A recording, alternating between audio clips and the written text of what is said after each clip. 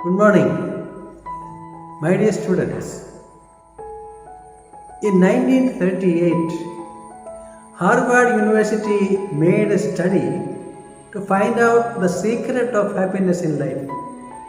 This study tracked the lives of 724 people for 75 years.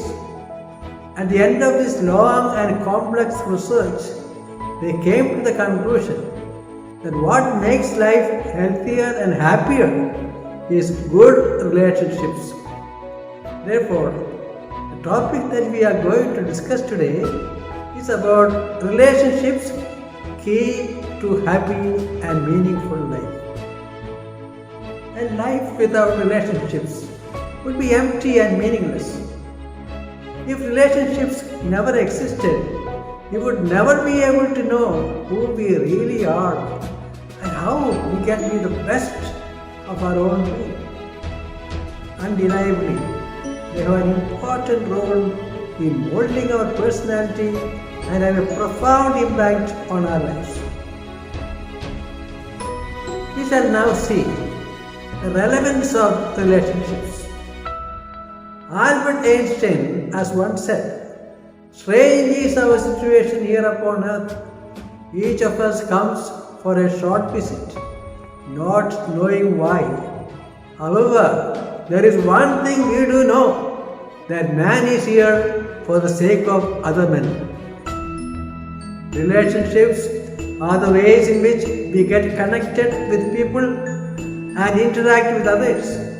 We are well aware that career and financial stability are important for material success in life, but for a happy and prosperous life, an abundance of quality, reciprocal relationships, strong family bonds, healthy and supportive friendship groups, good working relationships with colleagues, etc.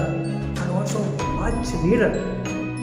Healthy relationships help us to maintain sound mental and emotional health. Each relationship is different and unique in its own way. Studies show that the quality of our personal relationships also has enormous impact on our physical health. Hence, growing in relationships is unavoidable to live our lives to its fullest. Next, let us see what are the challenges to healthy and good relationships. First challenge is virtual relationships. Social media is a beautiful way to get connected with the people we would normally never meet. They help us to maintain our relationships in a more easy and comfortable way. But today, aren't our online virtual relationships replacing the real ones? We count on our 1000 plus virtual relationships than the real ones. Are we aware that this screen contact is no substitute for human contact and real face-to-face interactions? Spending time to maintain our online friendships and even our familiar relationships, we think we are developing real connectedness, but it can only make us empty.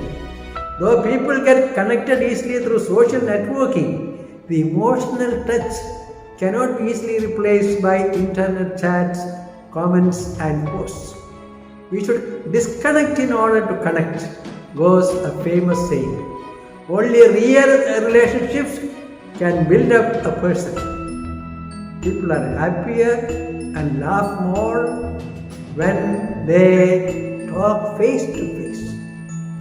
The necessary qualities and social skills of trust, compassion, getting along, problem solving, listening, etc. can only be developed and enriched by spending time together in real relationships. If you fall, only your real life relations can come to your help. Second challenge in cultivating human relationship is brokenness and hurt. The most difficult wounds in relationships to heal are the brokenness and hurt feelings. Most of the time, there is pain in relationships due to rejection, betrayal, doubts, and misunderstandings. In all broken relationships, there have been boundaries crossed, promises broken, or trust betrayed. These would in turn make us feel confused, afraid, saddened, and alone. Though it is difficult to repair, broken relationships can be restored by choosing to forgive.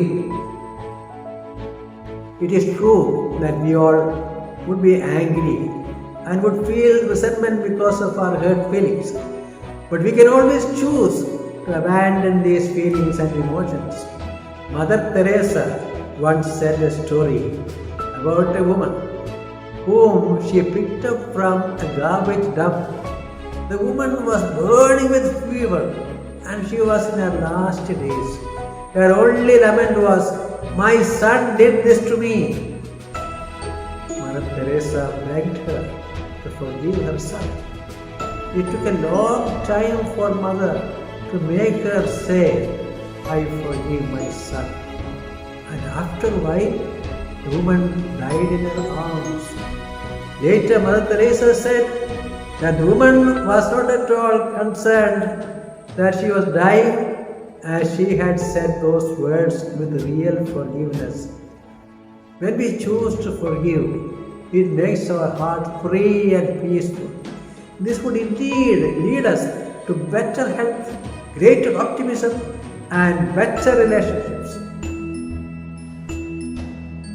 Mother Teresa has given us 5 steps to forgive. Make forgiveness easy. And that is through a word, reach, R-E-A-C-H. R stands for recall the hurt by visualizing the event or the circumstance. E, empathize with the offender and understand his or her action from their point of view. A, altruistic gift of forgiveness, forgiving the other freely from your heart.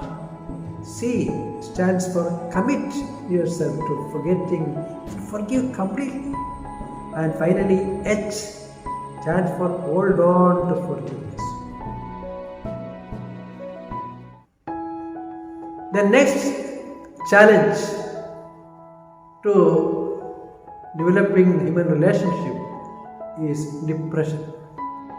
Recent studies have shown that the quality of a person's relationships with his or her spouse, family and friends predict greater chances of depression issues in the future.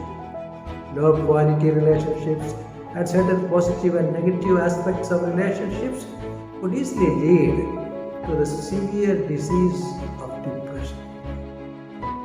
It can also happen when we lack connectedness with others. This illness never announces its arrival with apparent physical symptoms, but sneaks up on us slowly, making small chemical changes in our brain. Since the quality of our relationships is a significant risk factor for major depression, it's important to go out and spend time with others. An old proverb reminds us, shared joy is a double joy, shared sorrow is half a sorrow. Finally, let us see some tips to enhance relationships. Swami Vivekananda said, relationships are more important than life, but it is important for those relationships to have life in them. Having numerous relationships doesn't count much in life, but more significant is how we live them. Here are some steps that need to be remembered and also to be practiced in order to grow and mature in our relationship. Number one, be a people person. Making the effort to grow as a people-oriented, appreciative, and affirmative person should be the very first step. Plato, the great philosopher, said, "Be kind, for everyone you meet is fighting a hard battle." Therefore, personal attitudes of kindness and sympathy and a commitment to give, sacrifice, and forgive would add great value to our personal connections.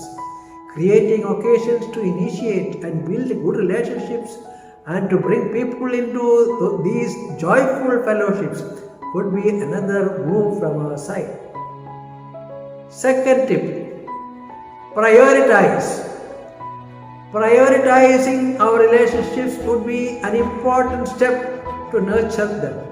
It would be wise to examine which relationships should come first in our life. Choosing relationship priorities will help us decide the time spent with others and reveal the importance they have in our lives. The third means use media and fight distance. Our life is in a constant flux today. While traveling and migrating for the purpose of study and work, we often forget to take our roots with us. The very fact of being away from home severely affects our relationships. A wise step would be to find a way to keep in touch with our loved ones. Technology and social media could be wisely used in this context to fight distance that destroys closeness in relationships. Fourth tip, proper use of communication. Ultimately, the bond of all companionship, whether in marriage or in friendship, is conversation, says Oscar Wilde. The famous writer has said this important truth. Communication is the key to any healthy relationship. It not only means to talk, but also to listen. When we express our feelings, needs, fears, and desires comfortably in relationships, certainly their bond would be strengthened. Tip number 5, cultivate respect and trust. This is an important factor, perhaps forgotten in today's relationships. When respect and trust for others and treating everyone in the way they need to be treated become the default mode of all our personal connections, our relationships would be at its best. And finally, tip, choose a mentor. Abdul Kalam had once mentioned how much impact his teacher, Ayadure Solomon, has made in his life. He says, "My relationship with him grew beyond that of a teacher and pupil. In his company, I learned that one could exercise enormous influence over the events of one's own life.